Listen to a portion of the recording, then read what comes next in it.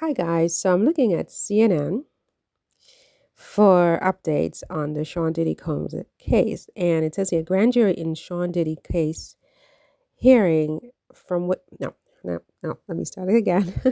Sorry. It says grand jury in Sean Diddy Combs case hearing from witness who claims he has footage of Combs potentially victimizing celebrities. Did you hear that? I mean, even for me, it's a mouthful. I mean, when I heard that the grand jury had been convened again, I thought, oh my gosh, and there was this male victim or witness, whatever it was. I thought, oh my gosh, it's Justin Bieber. Oh my gosh, it's this. Oh my gosh, it's that.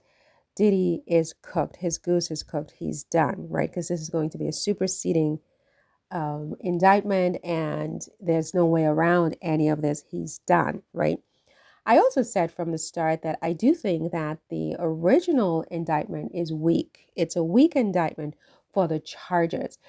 Everybody, especially people who are not legal experts, are talking about the fact of the beatdown in the hotel room as being proof that Diddy committed racketeering, trafficking, and all the other things that the gook that's in the indictment.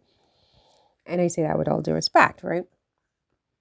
But if you really think about it, all that video proves is that he's a domestic abuser. He assaulted someone he was involved with in a relationship for 11 years. This is not really unusual, unfortunately, in our society. Globally, everywhere in the world, you find men like Diddy who beat up their girlfriends, right? And I have said that there should be consequences for his conduct, what he did, especially because of who he is and his position in the society and the example that he can and does set for many young men in the society and women too, for that matter, right? And so there needs to be consequences. I've also said that the $30 million that he paid her is a huge thing, right? That's restitution, a lot of restitution for what he did. I have said that he should have to go through mandatory domestic violence counseling, or even just violence counseling, right? Anti-violence counseling. And he needs to do some community service for what he did because of his position in the society. He needs to set an example. I have also said that if they throw in a year to 5 years of prison time for what he did, I'm not going to be sitting over here talking about, oh, what an injustice, right? I'm okay with that for what he did.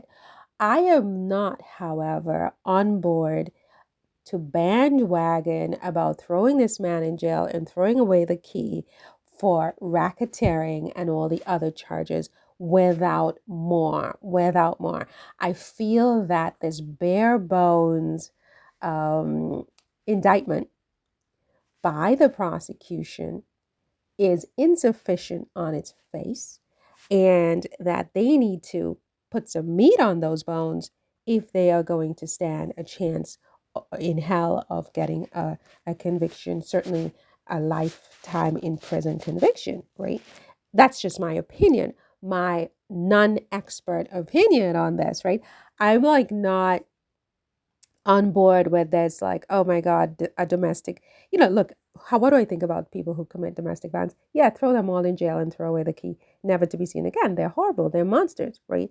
But we live in a nation of laws, as I have said, and it's not the law that, for a crime such as this, it is a crime to assault someone else, that you go to jail for the rest of your life without more. Like if there's a death, a murder with the assault and so on, it's a different thing. Here we have a victim who walked away with $30 million. She seems to be in perfect health. She seems not to have any visible physical scars. Perhaps she has emotional scars from what he did, obviously. She seems to have no broken bones, no broken body parts, etc. She seems to still be able to reproduce, so her organs are still intact. So, that he should spend the rest of his life in jail for something like this. I mean, look, I'm not sure that I would. I mean, I don't know. I don't think so. Right? But the point is that it's not what he's been charged with. He hasn't been charged with domestic violence and domestic assault, which is what occurred in this tape. And that's all this tape really proves, if you want to know the truth. And I do think that this tape was intentionally leaked. I was the first one who said it over here. At the time, all the other YouTubers were all up in the salacious details of the nitty gritty of the charges against him and who said what and with him and the size of everything and so on. I wasn't ever into that. I was into the legal arguments that are being made here. And I said from the beginning, if I were a lawyer on this case, I said it before his own lawyers, I would want an investigation into how this explosive domestic violence tape was leaked to CNN, right?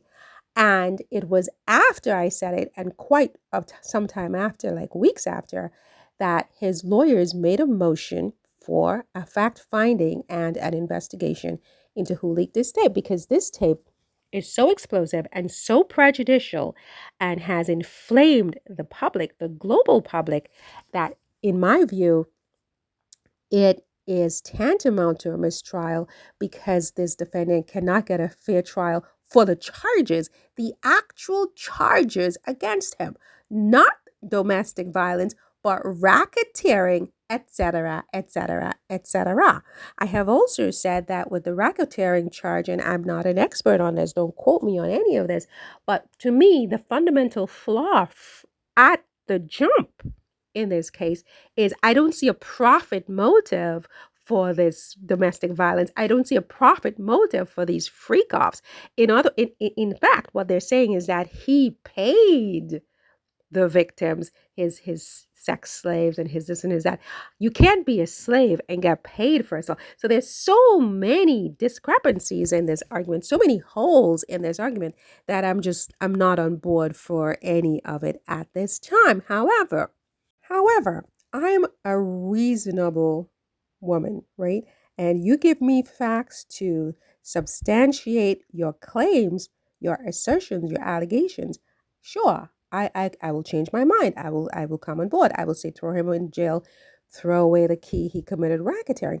But so far, you haven't given me anything. My hopes went up when I heard that the grand jury had been reconvened and that they're hearing new testimony from a new witness, a new male witness. And so I came on today to CNN to hear about it. I expected to hear that it was under seal so that we can all kind of like guess at who it was. Was it Justin Bieber? Who is it? And it turns out that it is some guy who is not even claiming that Diddy abused him. This guy is claiming that he saw Diddy abuse other celebrities, and he's claiming to have the original journal of Diddy's ex-wife. And I thought to myself, this is the best that the prosecution has for a superseding indictment. I said to myself, there better be more to this story than this. There better be other witnesses and victims that they interviewed in this second convening of the grand jury to justify this whole, media sensationalistic hoopla about this superseding indictment. Because if all they have is some client of attorney Ariel Mitchell, listen to that. So it says here on CNN's website, attorney Ariel Mitchell told CNN that one of her clients was summoned to testify in front of the grand jury on Thursday. So I'm assuming there are other people who testified and not just this guy. Because if that's all they have, they just about have nothing. This client, a man, has not filed any suits against Combs and is not claiming to be a victim of his alleged misconduct. Okay, so why are you wasting our time? According to Mitchell, he is a witness, she says, with information and evidence about accusations of sexual abuse and other misconduct by Combs, some of which allegedly involve celebrities. So who is this man? Is it Usher?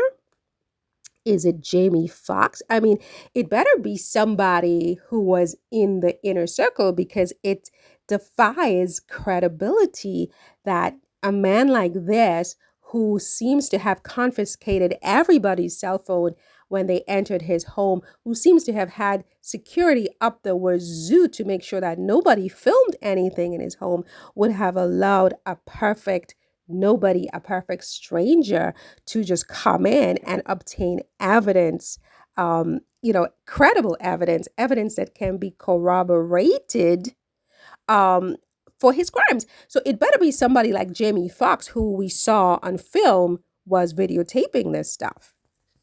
Because otherwise, as far as I'm concerned, this is a nothing burger. This whole second convening of the grand jury is a nothing burger. And so Mitchell says, we are here to comply with the court's order. And she declined to disclose the client's identity.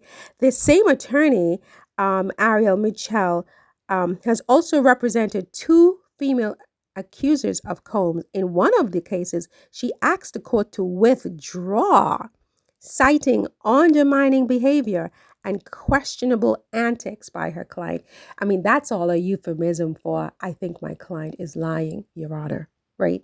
So there's that, right? So you're asking me to believe that there's going to be a superseding indictment that's somehow going to what? Prove, I mean, look, based on all of the other civil cases that have come out against this man, including a whole bunch of minors, 10-year-olds who are claiming that he drugged them and had his way with them. I mean, these are now adults who are saying that when they were 10, their parents took them to Diddy. This happened to them.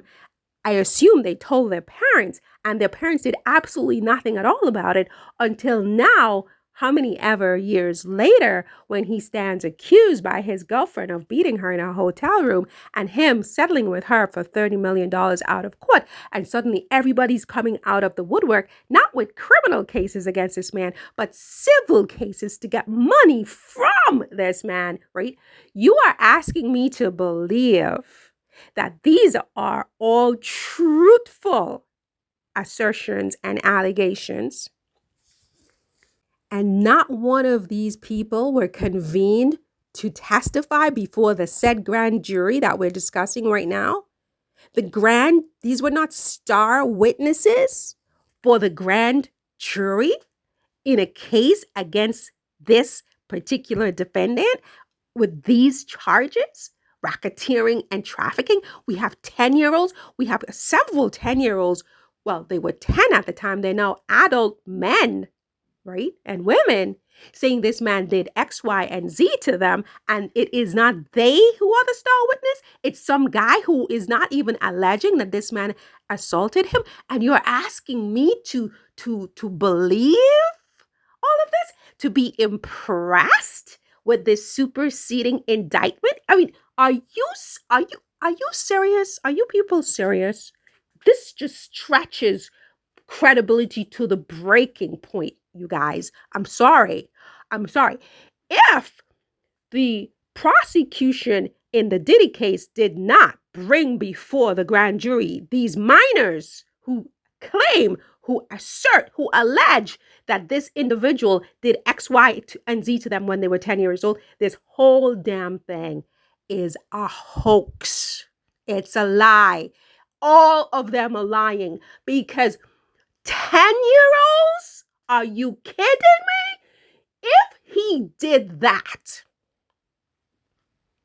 I don't even think they would need to prove it. If there were any credible claims that he did that, it is that would be the subject. Sorry about that. That would be the subject of the superseding indictment. And everything else is just gossip and just idiotic conversation that is just wasting my time.